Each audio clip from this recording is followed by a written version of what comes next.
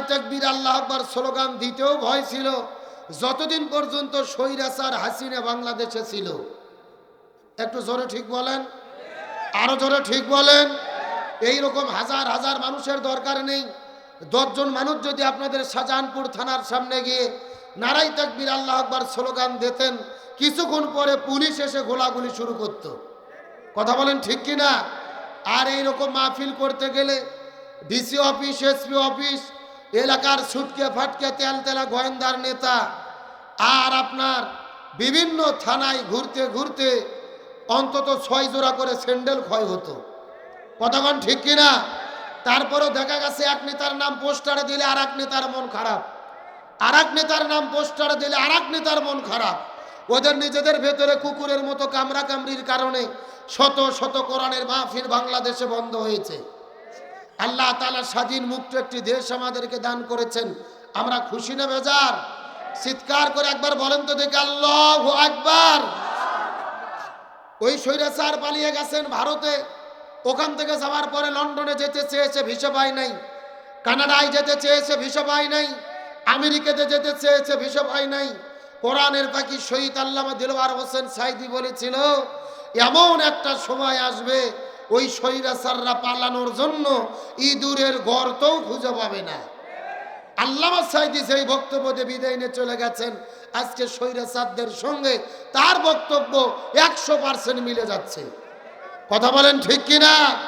কিন্তু গভীর মনোযোগ ভালো করে বুঝবেন, ওই যে ভারতে পালিয়ে গেছে, যাওয়ার পরে ষড়যন্ত্র বন্ধ হয়নি। ভারত থেকে ষড়যন্ত্র চলছে, দিল্লি থেকে ষড়যন্ত্র চলছে।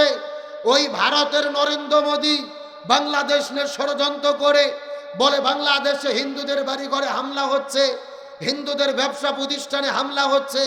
এই কথা বলে এই বাংলাদেশে আবারও হামলা করে একটা বিশৃঙ্খলপূর্ণ পরিবেশ তৈরি করে ওই স্বৈরাচারকে আবারও দেশের মধ্যে ঢুকতে চায়। তার কারণ স্বৈরাচার হাসিনা ছিল সোনার ডিম পাড়া হাঁস। কি হাঁস? মানে বাংলাদেশে থেকে থেকে সোনার ডিম পেড়ে ভারতের দিয়ে আসতো। ও ভারতের মুখ্যমন্ত্রী হিসেবে আমার দেশে ছিল। এখন যখন সোনার ডিম পাড়া হাঁস হাতছাড়া হয়ে গেছে, নরেন্দ্র মোদীর মাথা নষ্ট হয়ে গেছে। ওই শুভেন্দু অধিকারী বিজেপি দলের নেতা, ও বলে বাংলাদেশে পেঁয়াজ দেব না, আলু দেব না, রসুন দেব না। আল্লাহর কি খেলা! ওরা বলেছে পেঁয়াজ আলু দেব না, আমরা বাংলাদেশের মানুষ বলেছি তোমাদের পেঁয়াজ আদা রসুন আমরা খাবো না। 15 দিন পার হয়ে গেছে, পেঁয়াজ হলো 1.5 টাকা কেজি, আপনার হচ্ছে আলু হলো 2 টাকা কেজি, আর বিক্রি হচ্ছে না। কৃষকেরা পচা পেঁয়াজ আর আলু রাস্তায় ফেলে দিয়ে নরেন্দ্র মোদীর বিরুদ্ধে আন্দোলন করতেছে। আল্লাহু আকবার কোন! তার মানে বোঝা গেল বাংলাদেশের মানুষকে বিপদে ফেলাতে গিয়ে ওরা নিজেরাই বিপদের মধ্যে পড়েছে। এই জন্য আমাদের দেশে একটা কথা আছে, অন্যের জন্য গর্ত খুঁড়তে গেলে ওই গর্তে নিজেকেই। এই থেকে গভীর মনোযোগ লক্ষ্য করেন, ওই ভারতের কিছু কিছু চ্যানেল আছে সংবাদ, ওগুলো সাংবাদিক নয়, মনে হয় যে মলম বিক্রেতা, হকার। মানে পাগলা মলম বিক্রি করেন আপনাদের ট্যাঙ্গামাগুর বাজারে, আর ওই শ্রীপুরের ট্যাবলেট। ওই রকম হকার কিছু সাংবাদিক আছে, তার মধ্যে অন্যতম একজন যার নাম হলো ময়ূক রঞ্জন ঘোষ। ও সংবাদ পড়ে না, শুধু ছাগলের 3 নম্বর বাচ্চার মতো লাপায়। বলে এই যে হিন্দুদের বাড়িতে হামলা হলো, এই যে হিন্দুদের ব্যবসা প্রতিষ্ঠান ভাঙলো বাংলাদেশে। সত্য করে বলেন তো, স্বৈরাচার হাসিনা পালিয়ে যাওয়ার পরে আপনাদের এলাকায় আপনারা কোনো হিন্দুদের বাড়িতে হামলা করেছেন? ওদের ব্যবসা প্রতিষ্ঠান ভেঙেছেন? বরং আমরা বাংলাদেশে দেখেছি দুর্গাপূজার দিনে জামাতের ভাইরা, বিএনপির ভাইরা, শিবিরের ভাইরা, কওমি আলিয়া মাদ্রাসার ছাত্ররা ওদের মন্দিরে মন্দিরে পাহারা দিয়ে তাদের দুর্গকে নিরাপত্তা দিয়েছে। আমরা ওদের দুর্গকে নিরাপত্তা দেই, আর ওরা ভারতের ভেতরে মুসলমানদের কলিজার টুকরো বাবরি মসজিদ ভেঙে ওই জায়গায় তারা রাম মন্দির তৈরি করে। সুতরাং নরেন্দ্র মোদীকে বলি, আমাদের বিরুদ্ধে কথা বলার আগে তোমরা তোমাদের নিজের চরকায় তেল দাও। এ কথা কর না গা? তোমরা প্রতিনিয়ত মুসলমানদের হত্যা করো, আসামে মুসলমানদের হত্যা করো, গরু জবে করার অপরাধে গুজরাটে মুসলমানদের হত্যা করো। সুতরাং তোমাদের বলি, বাংলাদেশের হিন্দুরা জামাই আদরে বসবাস করতেছে, তোমরা ভারতের মুসলমানদেরকে নিরাপত্তা দাও। এ মুসলমান ভাইরা গভীর মনোযোগ লক্ষ্য করুন। আমরা লক্ষ্য করে দেখতে পেরেছি, ওই ভারতের সীমান্তে সেনাবাহিনী রেডি করেছে, ড্রোন রেডি করেছে, আমার দেশের পতাকায় আগুন ধরিয়ে দিয়েছে, দূতাবাসে হামলা করেছে। আমরা পরিষ্কার করে বলি, এই বাংলার জমিনে 18 কোটি ছাত্র জনতা রাজপথে নেমেছিল, স্বৈরাচার পালাতে বাধ্য হয়েছে। আবার প্রয়োজনে 18 কোটি জনগণ হাতে হাত রেখে মাথায় কাপড়ের কাপড় বেঁধে রাজপথে নামবো। আমার দেশের স্বাধীনতা সার্বভৌমত্ব নিয়ে 1 ইঞ্চি মাটি নিয়ে ওই ভারতের দাদাবাবুদেরকে আমরা সিনিমিনি খেলতে দেব না, দেব না, দেব না। কারা কারা রাজি? দুটো হাত আল্লাহকে তুলে দেখা। দেন একজন তাকবীর দেন দেখি। কি হলো? এ আবু নাইম তাকবীর দাও তো দেখি, তাকবীর দাও দেখি।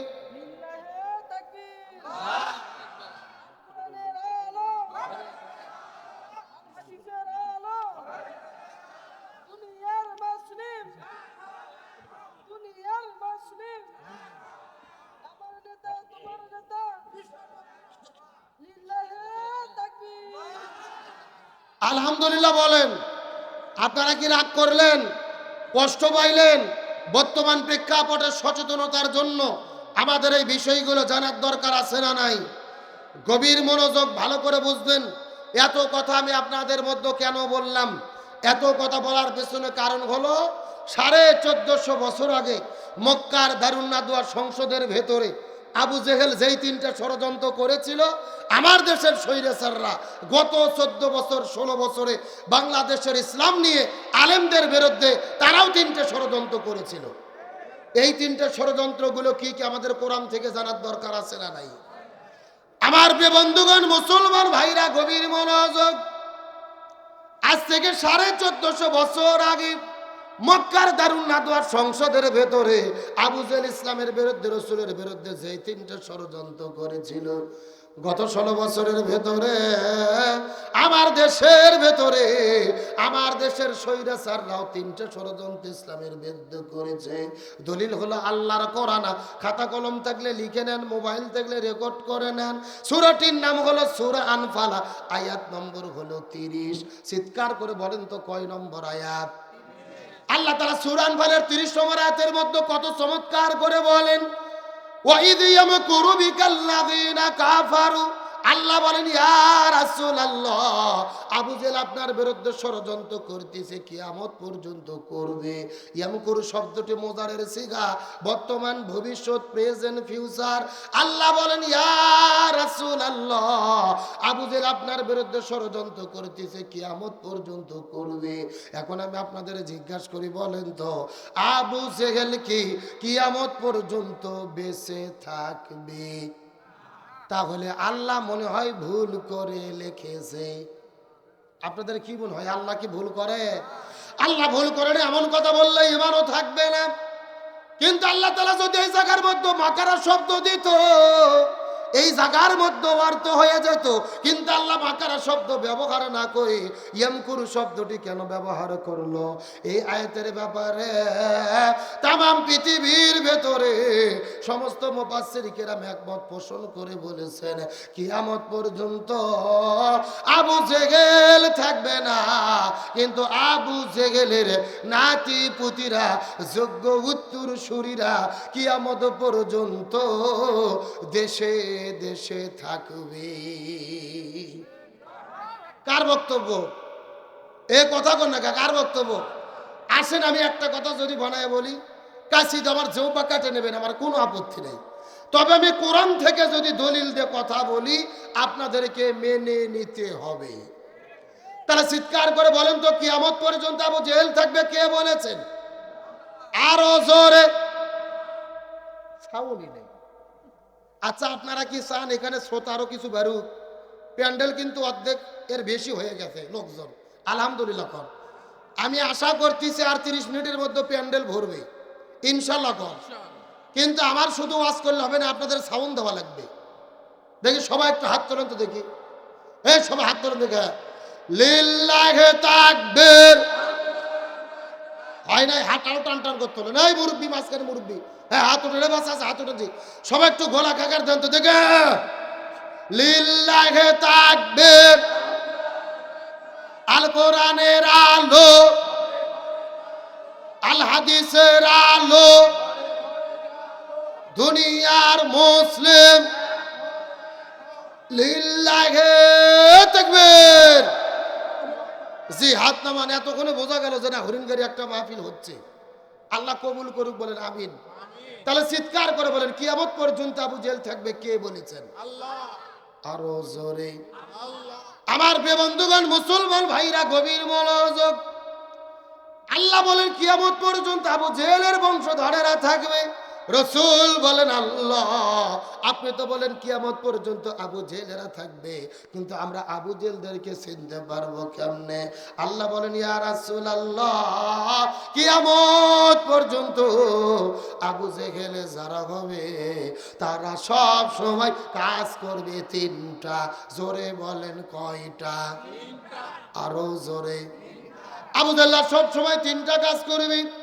তার মধ্যে প্রথম নম্বর কাজ হলো, এই জমিনের ভেতরে যারা কোরআনের হক কথা বলবে, কোরআনের সত্য কথা বলবে, এই দুনিয়ার মধ্যে দিন কায়েমের কথা বলবে, ইসলামী আন্দোলন করবে, প্রথম নম্বর কাজ হলো এই জমিনের ভেতরে যারা কোরআনের হক কথা বলবে, লিইউসবিতুকা, তাদেরকে তারা জেলের ভেতরে বন্দী করবে।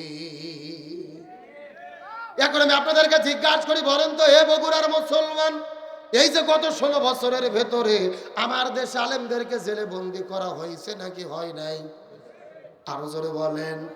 আমাদের প্রিয় ভাই মুফতি আমির হামজা, শাইখুল হাদিস আল্লামা মামুনুল হক, শিশু বক্তা নামে পরিচিত রফিকুল ইসলাম মাদানী, ওই যে কোরআনের পাখি শহীদ আল্লামা দিলওয়ার হোসেন সাইদি, অর্ধশত বছর ধরে যিনি কোরআনের মাহফিলে আলোচনা করলো, যার আলোচনা শোনার পরে হাজারো মানুষ কালেমা পড়ে পড়ে পড়ে পড়ে মুসলমান হয়ে গেল। যেই মানুষটা কাবা ঘরের মধ্যে ঢুকে নামাজ পড়ার জন্য অনুমতি পাইল, যেই মানুষটাকে বুকের মধ্যে জোরে ধরে ওই কাবা শরীফের কপালের মধ্যে চুমু খাইল, ওই কোরআনের পাখি শহীদ আল্লামা দিলওয়ার হোসেন সাইদিকে 13 বছর ধরে তারা জেলখানার মধ্যে বন্দী রাখার পরে ওই জেল থেকে বের করে হসপিটালের মধ্যে ভর্তি করার পরে ইনজেকশনের সিরিজের মধ্যে বিষ ঢুকাইয়া আল্লামা সাইদির শরীরে পরিকল্পিতভাবে তারা বিষ প্রয়োগ করে ওই কোরআনের পাখিটাকে পরিকল্পিতভাবে তারা হত্যা করেছে। আরো জোরে বলেন। 1 নয় 2 নয় 13 বছর ধরে আল্লামা সাইদিকে তারা জেলের মধ্যে বন্দী রেখে জেল থেকে বের করে হসপিটালে ভর্তি করে যেই ডাক্তারকে চিকিৎসা করার দায়িত্ব দিয়েছিল, ওই ডাক্তারের নাম হলেন ডাক্তার মোস্তফা জামান। এই ডাক্তার কোন ডাক্তার? যেই ডাক্তার 2013 সালে শাহবাগের গণজাগরণ মঞ্চে দাঁড়িয়ে স্লোগান দিয়েছিল, সতে সাইদি তুই রাজাকার, তুই রাজাকার, রাজাকারের ফাঁসি চাই, সাইদির ফাঁসি চাই, এই বলে বলে যেই লোকটা স্লোগান দিল, ওই লোকটাকে দিল চিকিৎসা করার দায়িত্ব। আমাদের বগুড়ার ভাষায় বলে শিয়ালের কাছে ছাগল বাগি। আরো জোরে বলেন। ওই হসপিটালে 2টা নার্স পড়েছে। এই ডাক্তার মোস্তফা জামান যখন আল্লামা সাইদির শরীরে ইনজেকশন পুশ করেছে, তার কিছুক্ষণ পরে আল্লামা সাইদি মৃত্যুর কোলে ঢলে পড়েছে। তার মানে বোঝা গেল আল্লামা সাইদির মৃত্যু কোনো স্বাভাবিক মৃত্যু ছিল না, এটা পরিকল্পিত হত্যাকাণ্ড। তবে আলহামদুলিল্লাহ, আল্লাহর শুকরিয়া, এই কোরআনের পাখি শহীদ আল্লামা দিলওয়ার হোসেন সাইদিকে প্রথম যিনি মামলা দিয়েছিল নজিবুল বশর মাইজ ভান্ডারী, গতকালকে নিউজের ভেতরে দেখলাম তিনি মারা গেছে। এই জাহান্নামের কিটের বিদায় হয়েছে, তিনি পৃথিবী থেকে বিদায় নিয়েছে। আল্লাহু আকবার বলেন। এই ভণ্ড মাইজ ভান্ডারী নজিবুল বশর আল্লামা সাইদিকে প্রথম মামলা দিয়েছিল। অপরাধ কি? বলেছিল আল্লামা সাইদি ধর্ম অবমাননা করেছে। এখন বলেন, যে আল্লামা সাইদি 50 বছর ধরে কোরআনের তাফসীর করলো, ওই সাইদি কোরআনের বিরুদ্ধে বক্তব্য দেবে, ধর্মের বিরুদ্ধে বক্তব্য দেবে, এটা মানুষ তো দূরের কথা, শয়তানও বিশ্বাস করে না। এ কথা বল না কেন? কিন্তু তার এই মিথ্যা মামলার ভিত্তিতে কোরআনের পাখিকে গ্রেফতার করা হলো। তারপরে আন্তর্জাতিক মিথ্যা অপরাধ ট্রাইব্যুনাল গঠন করে 13 বছর জেলে বন্দি রেখে হত্যা করা হলো। আমরা বলতে চাই, নজিবুল বশর মাইজ ভান্ডারী সত্যি যদি মৃত্যু হয়ে থাকে, আমরা বলি এর জানাজা কোন আলেমের দ্বারা বাংলাদেশে যেন না হয়। তার কারণে আল্লামা সাঈদীর বিরুদ্ধে যে মামলা দিয়েছে এর আলেমের দ্বারা জানাজা পাওয়ার কোনো অধিকার। আমরা বাংলাদেশের সব হুজুর যদি একদল হই তাহলে কাজ হবে কি হবে না? আমরা বলি এই ভণ্ডের জানাজা যে পড়াবে আমরা তাকেই বয়কটের ডাক দেব। আর আমরা সব আলেম যদি এক হয়ে যাই ওরা কিছু করতে পারবে? এই বাংলাদেশের একজন সব্যসাচী কবি ছিল শামসুর রহমান, ওই শয়তান মরার আগে বলেছিল ফজর নামাজের যখন আজান দেয় মনে হয় ব্যবসা তার খরিদ্দারকে ডাকতেছে। নাউজুবিল্লাহ কোন এ মরার পরে আমরা ঢাকা শহরের সব আলেম একদল হয়েছি, আর জানাজা কেউ পড়বো না। পুলিশ যায় তাকে বড় মসজিদের ইমাম আগে পড়ে চলে গেছে, কিন্তু মুয়াজ্জিন আছে, মুয়াজ্জিনকে জোর করে ধরে নিচ্ছে, মুয়াজ্জিন নামাজও পড়াইছে। আমরা মুয়াজ্জিনকে নামাজের পরে বললাম, এই মুয়াজ্জিন তুমি নামাজ পড়াইলা কেন? মুয়াজ্জিন বলতেছে টেনশন করো না, পেশাব পায়খানা করে ওযু করিনি, দোয়াও করিনি, বিনে ওযুতে বিনে দোয়াতে মার দিছি, তার কারণ ওস্তাদের মার। এ জোরে কোন ওস্তাদের মার। তোমরা সারা জীবন আলেমদের বিরুদ্ধে গিবত গাবা, আলেমদের বিরুদ্ধে মামলা দেবা, আলেমদের ঘর বাড়ি ছাড়া করবা, আর তোমরা মরে যাওয়ার পরে আমরা জানাজা পড়ে জান্নাত ঢুকে দেব, ওই ধান্দা বাদ দাও। জোর করে নিয়ে যাবে নামাজ পড়ানোর জন্য, আল্লাহ আকবরে বলে চুপ করে থাকবো, কোনো দোয়া পড়বো না, ফাটা ফাটা। এ কথা কন্যাকা ওই নজিবুল বাশার মাইজ ভান্ডারকে বলি, তুমি আল্লামা সাঈদীর বিরুদ্ধে মামলা দিয়েছো, তারপরে চুরি করে ভোট নিয়ে শেখ হাসিনার এমপি হয়ে 10 বছর এমপি গিরি করেছো। তুমি মরিয়া দেখো ফেরেশতারা তোমার জন্য বাটাম নিয়ে রেডি আছে। তুমি এই দুনিয়ায় সম্মান পেয়েছো, কিন্তু কবরে শাস্তি আছে না নাই? সুতরাং বর্তমান তত্ত্বাবধায়ক সরকারকে বলি, ওই আল্লামা সাঈদীকে পরিকল্পিতভাবে মৃত্যুর দিকে যারা যারা ঠেলে দিয়েছে এদের প্রত্যেককেই গ্রেফতার করে ফাঁসির দড়িতে ঝোলাতে হবে। তাহলে চিৎকার করে বলেন দেখি আবু জেল্লা কয়টা কাজ করবে? আরো জোরে বলেন। আমার প্রিয় বন্ধুগণ, মুসলমান ভাইরা গভীর মনোযোগ। আল্লাহর কোরআন বলতেছে কিয়ামত পর্যন্ত আবু জেলের বংশধর যারা হবে তারা সব সময় 3টা কাজ করবে। তার মধ্যে প্রথম নম্বর কাজ হলো কোরআনের হক কথা যারা বলবে তাদের জেলে বন্দি করবে। 2 নম্বর কাজ হলো আলেমদেরকে জেলে বন্দি করে যদি তাদেরকে দ্বীনের পথ থেকে ফিরানো না যায়, ইসলামের পথ থেকে ফিরানো না যায়, কোরআনের পথ থেকে ফিরানো না যায়, লিয়াকতুলুকা প্রয়োজনে তারা তাদেরকে হত্যা করে জমিন থেকে বিদায় করে দেবে। এই গত 16 বছরে আমার দেশের মধ্যে হত্যা হয়েছে নাকি হয় নাই? আমাদের নকিব, আমাদের আবার মৌলানা মতুর রহমান নিজামী, আব্দুল কাদের মোল্লা, সালাউদ্দিন কাদের শাখা চৌধুরী, আলী হাসান, মোহাম্মদ মুজাহিদ, এই সমস্ত মানুষদেরকে জেলে বন্দি করে গলার মধ্যে ফাঁসির দড়ি ঝুলাইয়া এই জমিনের মধ্য থেকে বিদায় করে দিয়েছে। এদের কোনো দোষ ছিল না, এদের কোনো অপরাধ ছিল না। এদের অপরাধ হলো একটা, এই জমিনের ভেতরে তারা কোরআনের সমাজ গঠনের স্বপ্ন দেখেছিল। এই যে আবু জেল্লা 3টা কাজ করবেন।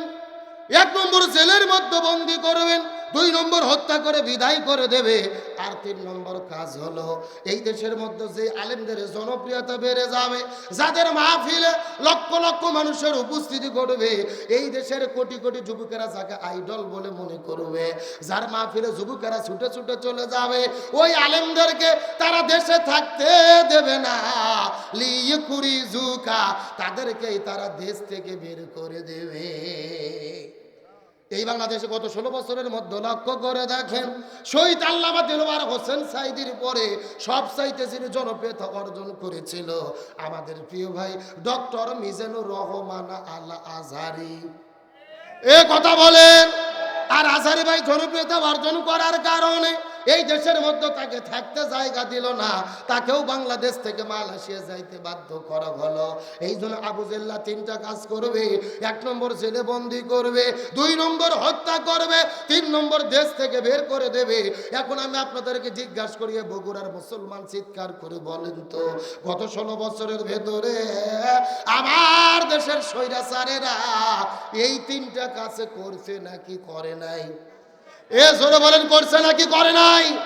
তার মানে বোঝা গেল 1450 বছর আগের আবু জেহেল আর বাংলাদেশের গত 16 বছরের এই স্বৈরাচার হাসিনা আবু জেহেল, এদের ভেতরে বিন্দু মাত্র কোনো পার্থক্য নাই। তবে আলেমদের বিরুদ্ধে ষড়যন্ত্র করে কোনো লাভ নেই। আজহারী ভাইকে দেশ থেকে বের করে দিয়েছে। 5 বছর মালয়েশিয়াতে ছিল। 1 সপ্তাহ আগে তিনি বাংলাদেশে এসে কক্সবাজার পেকুয়ার মাহফিলে গিয়েছে। 1 নয় 2 নয় 15 লক্ষ মানুষ তার মাহফিলে উপস্থিত হয়েছে। চিৎকার করে বলেন আল্লাহু আকবার। এবং একদিন পরেই তিনি আরেকটা মাহফিল করবেন সেই যশোরে। 3 দিন ব্যাপী মাহফিল শুরু হয়ে যাচ্ছে। শেষ দিনে আজহারী আলোচনা করবে। ওই যশোরে আকিজ গ্রুপের মাহফিল তারা প্যান্ডেল করেছে। অনুমান করা হচ্ছে যশোরে আজহারীর মাহফিলে 1 নয় 2 নয় 20 লক্ষ মানুষের সমাবেশ ঘটবে। আল্লাহু আকবার বলবেন না? আল্লামা সাঈদীকে তারা পরিকল্পিতভাবে হত্যা করে চিন্তা করেছিল সাঈদীর মাহফিলে লাখ লাখ লোক হয়, এই রকম বক্তা বাংলাদেশে আর আসবে না। কিন্তু সাঈদীর মাহফিলে লোক হয়তো 1 লাখ, আজহারী আসলে লোক হচ্ছে 20 লাখ। এগুলো কার খেলা? এ জোরে বলেন কার ফয়সালা? তার মানে বোঝা যায় আলেমদের জেলেবন্দি করে, আলেমদের হত্যা করে, আলেমদেরকে দেশ ছাড়া করে কোরআনের এই গণজোয়ারকে বন্ধ করা যাবে। সুতরাং আজহারী ভাই বীরের বেশে বাংলাদেশে ফিরেছে। 15-20 লক্ষ 10 লক্ষ করে মানুষ তার মাহফিল উপস্থিত হওয়ার মাধ্যমে বাংলাদেশে মেসেজ প্রমাণ করে আগামীর বাংলাদেশ হবে কোরআনের বাংলাদেশ, আগামীর বাংলাদেশ হবে মুসলমানদের বাংলাদেশ, আগামীর বাংলাদেশ হবে আলেমদের বাংলাদেশ। নাস্তিক রাম বামদামদের কোনো জায়গা হবে? এ জোরে বলেন জায়গা হবে? আরে ভাই, ষড়যন্ত্র করলে তার সম্মানকে কে বাড়ায়া দেয়? আচ্ছা বলেন তো, একজন মানুষকে আল্লাহ যদি আকাশে উঠাতে চায় আর পৃথিবীর সব মানুষ ধরে তার পাও ধরে যদি নিচ দিকে টানে, নিচে আসবে? এ জোরে বলে নিচে আসবে? আজহারীর সম্মান কে দান করেছে?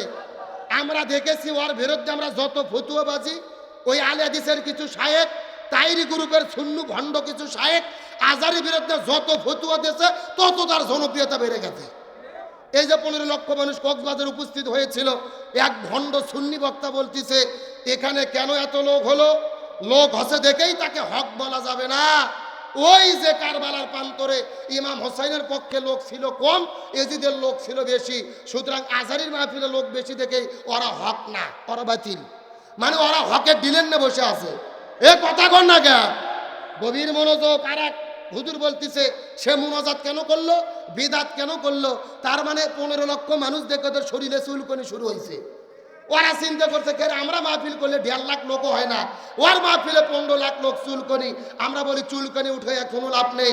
আল্লাহ যার সম্মান বৃদ্ধি করে তাকে কেউ সম্মান কমাতে পারবে না। কিন্তু একটা কথা আমি পরিষ্কার করে বলি, ওই যে আবু জেল ছিল মক্কায়, আবু জেল চলে গেছে মক্কার কাবা ঘরের পাশে আবু জেলের বাড়ি।